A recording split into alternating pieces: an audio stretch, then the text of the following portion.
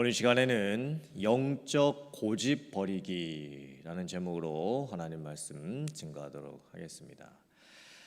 코로나 바이러스 사태를 겪으면서 미국이 얼마나 독특한 나라인지를 실감하게 되었습니다. 의학적으로 보았을 때에 마스크 착용은 바이러스 감염률을 상당히 낮출 수가 있습니다. 그런데 미국에서는 마스크를 쓰는 것조차도 개인 자유의 권리로 인식이 되면서 많은 사람들이 마스크 착용을 안 하고 있습니다. 주, 카운티, 시티에서 법적으로 마스크 착용을 의무화할 수 있느냐 없느냐 가지고 논쟁을 하고 있습니다. 미국 사람들이 개인의 자유를 얼마나 많이 생각하고 있는지를 보게 됩니다. 미국에서 감염자 숫자가 이렇게 증가하는 것은 미국인들이 가지고 있는 개인 자유, 라이프 스타일, 또 문화적인 이유가 많은 영향력을 주는 것 같습니다. 코로나 바이러스 사태는 영적으로도 성도님들에게 개인의 선택과 또 결정의 폭을 넓혀 놓았습니다. 제가 컴패션 세미나에서 들었던 내용입니다. 주일 성수를 함에 있어서 꼭 주일날 교회를 가지 않아도 된다라고 대답한 사람이 무려 23%나 됐습니다. 상당히 충격적이죠. 또 요즘은 온라인 예배를 드릴 때에도 가끔은 자기 교회 온라인 예배를 드리지 아니하고 다른 교회 온라인 예배를 찾아가서 드리게 된다. 10%가 넘습니다. 그러니까 예전에는 자기가 다니는 교회가 있습니다. 내가 다니는 교회가 있습니다. 근데 지금 그렇지가 않습니다. 온라인에서 여러 교회들을 같이 다니고 있습니다. 요즘 우리들이 선택을 하는 기준을 보면 나의 형편, 나의 상황, 나의 처지, 나의 몸 상태, 나의 마음 상태.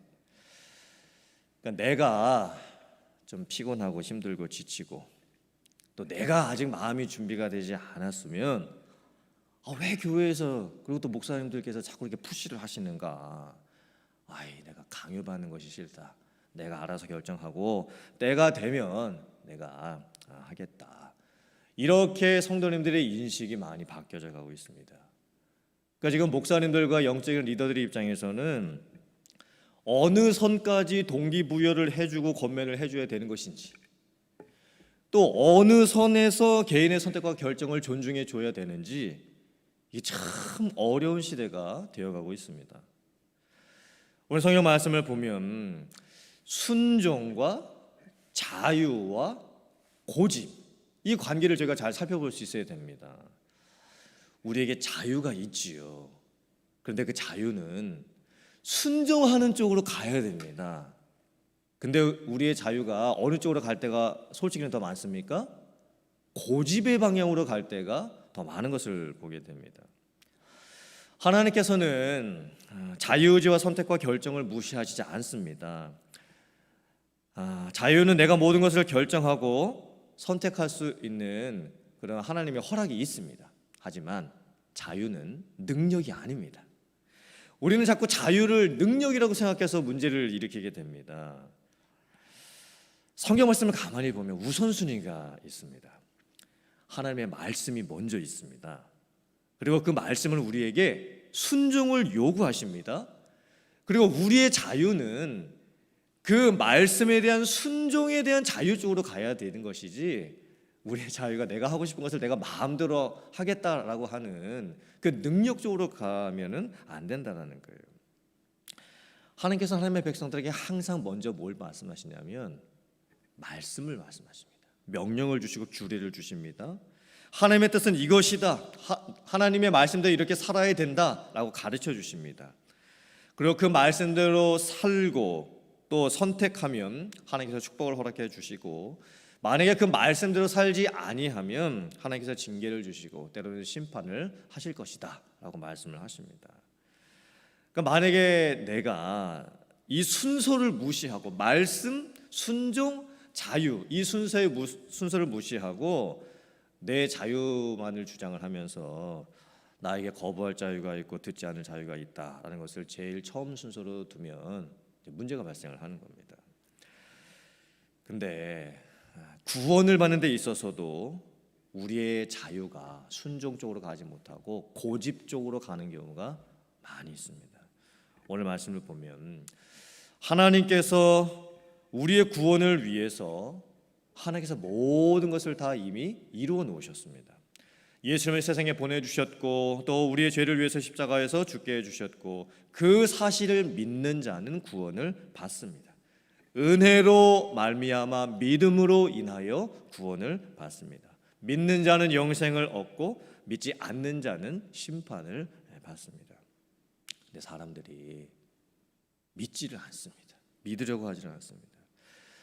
하나님께서 그 모습을 보시면서 얼마나 안타까우셨으면 하나님께서 회개할 기회를 주셨음에도 불구하고 어찌하여 하나님의 인자하심과 용납하심과 길이 참으심의 풍성함을 멸시하느냐.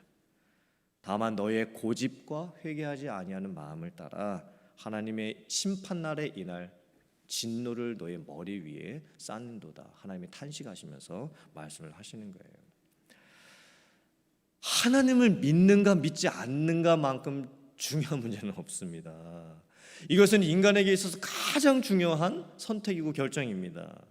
그런데 어떻게 우리들에게는 영적인 고집이 있어서 하나님조차도 믿지 않으려고 하는 걸까요? 우리가 인생을 살아가다 보면 때때로 고집을 부릴 때가 있지요. 근데 살다가 느끼는 사람들 사이에서 생기는 고집은 때로는 애교로 이렇게 봐줄 수도 있습니다. 또 어떤 고집은 또 말릴 수 없는 고집도 있을 수는 있지요. 그런데 정말 안타까운 고집은 무엇이냐면 하나님조차도 믿으려고 하지 않는 고집입니다. 어떻게 이런 일들이 일어날 수 있을까요? 왜 우리들에게 영적인 고집이 생기는 걸까요? 이 고집이 어디로부터 오는 것이고 또 이 영적인 고집을 우리들은 어떻게 극복을 할 수가 있을까요? 고린도후서 4장 4절의 말씀입니다. 그 중에 이 세상의 신이 믿지 아니하는 자들의 마음을 혼미하게 하여 그리스도의 영광의 복음의 광채가 비치지 못하게 함이니 그리스도는 하나님의 형상이니라. 사탄의 별명은 세상의 신입니다. 사탄은 이 세상에 있는 가치관, 기준, 습관 등을 가지고 사람들을 조종하기 시작을 합니다. 세상에서 내가 배운 나의 지식, 나의 경험, 나의 능력을 가지고 하나님을 보게 만듭니다. 그래서 하나님조차도 믿지 않게 해버립니다. 사탄은 불신자들의 마음을 혼란시켜 놓습니다. 이 마음을 어지럽혀 놓습니다. 그래서 복음의 빛이 그 마음에 비춰지는 것을 방해하게 합니다. 하나님을 믿고 살아감에 있어서 하나님께서 우리에게 주시는 그 명령들을 듣지 않게 하려고 하는 거예요. 그러니까 피곤하게 느끼고 힘들게 느끼고 그래서 우리로 하여금 순종에 이르는 자유를 하지 못하게 합니다. 그렇다면 우리가 어떻게 순종할 수 있는 자유를 가질 수 있을까요? 어떻게 그런 능력이 생기게 될까요? 어떻게 해야 우리의 마음이 움직이고 어떻게 해야 우리의 마음이 열리고 어떻게 해야 우리의 마음에 변화가 일어날 수가 있을까요? 어떻게 하면 자발적으로 순종할 수 있는 그런 원하는 마음이 우리에게 생길 수가 있을까요? 이게 누구의 역사가 있어야 가능한 걸까요? 바로 성령의 역사입니다. 요한복음 14장 26절 말씀입니다. 보혜사 곧 아버지께서 내 이름으로 보내실 성령 그가 너희에게 모든 것을 가르치고 내가 너희에게 말한 모든 것을 생각나게 하리라. 아멘. 사실 예수님의 제자들조차 예수님께서 죽으시기 전에 3번이나 예수님께서 십자가에서 죽으실 것과 3일 만에 부활하실 것을 말씀을 해 주셨습니다. 그럼에도 불구하고 예수님의 제자들이 깨닫지를 못합니다. 심지어 예수님의 빈 무덤을 자기들의 눈으로 직접 보고 나서도 예수님의 부활을 받아들이고 또 믿지를 못합니다. 그런데 언제 예수님의 제자들이 예수께서 하셨던 그 모든 말씀들을 기억하고 그 말씀대로 행하면서 살게 되는가? 오순절 성령의 충만함을 받고 나서였습니다. 오순절날 성령께서 강림하시고 사람들에게 임하셔서 성령의 충만함을 그들이 받게 되었을 때에 깨닫는 거예요. 예수님께서 예전에 우리에게 해주셨던 말씀의 뜻이 이것이었구나. 우리가 그 말씀대로 이렇게 살아야 하는 것이구나, 우리의 인생의 사명이 무엇이고 인생의 목적이 무엇인지 그때 비로소 이제 깨닫게 되는 거예요. 그러면서 예수님의 제자들은요, 자발적으로 자기들이 원하여 또 감옥에 가고 매를 맞고 순교의 자리에 이르기까지 하면서도 그 마음 가운데에 자발적으로 순종하는 마음을 갖게 되는 것입니다. 그게 바로 성령의 역사였습니다. 코로나 바이러스 사태를 지금 저희들이 겪으면서 사실 지금 누구나 지금 어려움을 겪습니다. 이건 목사님들도 예외가 아닙니다. 누구나 지쳐갑니다. 누구나 피곤해하고 누구나 힘들어져 가고 있습니다. 새롭게 도전해보고 싶은 마음은 다 어디론가 사라져버리고 이제는 정말 아무것도 못할 것 같은 그런 마음까지 생기고 있습니다. 그런 우리의 이 육적인 고집, 또 우리의 마음속에서 생기는 이 영적인 고집을 누가 꺾어주실 수 있을까요? 내 결단이 내 자신을 바꿀 수가 없습니다. 우리들의 마음이 어떻게 바꿀 수 있을까요? 성령의 역사입니다. 그러니까 성도님들께서 성령의 충만함을 간구하셔야 됩니다. 매 순간순간마다 성령을 의지하셔야 되고, 그래야 우리 안에 있는 영적인 고집이 사라질 수 있습니다. 자발적으로 믿고 깨닫고 순종하는 그런 삶으로 변화될 수가 있는 거예요. 이런 삶을 살아가실 수 있는 성도님 되시기를 주님의 이름으로 축원합니다. 또한 우리의 이 영적인 고집이 어떻게 꺾일 수 있는가? 그것은 교회 공동체를 통해서 가능합니다. 함께 권면해 줌을 통해서 가능한 것입니다.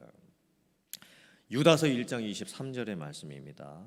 또 어떤 자를 불에서 끌어내어 구원하라. 또 어떤 자를 그 육체로 더럽힌 옷까지도 미워하되 두려움으로 긍휼히 여기라. 교회 안에 있는 어떤 성도님들 보면 어떤 분들은 이 세상의 불에 데이거나 아니면 지금 타고 있는 그런 분들이 있습니다. 심각한 믿음의 흔들림을 경험하고 있는 분들이 교회 안에도 있을 수 있습니다. 또 어떤 분들은 자꾸만 이 육체로 죄를 짓고 있습니다. 교회를 다니시기는 해도 여전히 생각과 습관들이 바뀌어지지를 않습니다. 그때 교회가 무엇을 해야 되는가? 그런 분들의 믿음이 회복될 수 있도록 저희들이 같이 도울 수 있어야 됩니다. 제가 토요 새벽 예배 드리시는 성도님들께 제가 부탁을 드리고 싶습니다. 그래도 적어도 토요 새벽 예배를 들으시는 분들 정도 되면, 이렇게 힘든 시기 속에서도 온라인 생방송으로 예배를 드리시는 성도님들 정도 되시면 아마 내 믿음 하나 정도는 내가 지킬 수 있는 그런 분들이신 줄 믿습니다. 어느 정도 신앙의 성숙도를 가지고 계신 성도님이신 줄 믿습니다. 그런데 여러분들께서 내 믿음 하나 이렇게 지키는 것에 만족하지 마시고 교회를 돌아보시길 부탁드립니다. 그리고 내 주변에 정말 연락 한번 해줘야 될 사람이 누구인지, 관심 표현을 해줘야 될 사람이 누구인지, 또 그분을 위해서 중보기도를 해줘야 될 분이 누구인지 살펴봐 주시기를 부탁을 드립니다. 사람의 고집은, 영적인 고집은 절대 자기가 꺾을 수가 없습니다. 주변에서 끊임없이 중보기도해주고 끊임없이 염려해주고 끊임없이 마음을 나눠줌을 통해서 그 사람이 변화를 이루게 되는 줄 믿습니다. 사랑하는 성도님들, 오늘 말씀을 저희들이 보면서 내 자신이 우리에게 자유를 주셨는데 그 자유가 말씀에 순종하게 되는 자유 쪽으로 가기를 원합니다. 더 이상 고집 피우지 마시고, 더 이상 내가 원하는 대로 내가 알아서 하겠다라는 방향으로 가지 마시고 항상 순종의 방향으로 갈 수 있는 저희들이 되어야 될 줄 믿습니다. 그리고 나의 믿음 하나 간신히 지키고 있는 것으로 만족할 것이 아니라 믿음의 영향력을 함께 다른 사람들에게 나누어 주시고 함께 교회를 세워 나가실 수 있는 진정한 믿음의 성숙한 삶을 살아가실 수 있는 오늘 새벽 예배 드리시는 모든 성도님들 되실 수 있기를 주님의 이름으로 축원합니다. 아멘.